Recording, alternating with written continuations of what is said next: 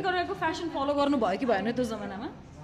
fashion follow गर्ने उहाँलाई त अब उहाँलाई देखेपछि त मेरो फुलको कुरा काट्या गाला फुल लट्ठै परिहाल्ने उसले पनि तिमीलाई माया गरेर दिजु देखेर त त्यसै लट्ठ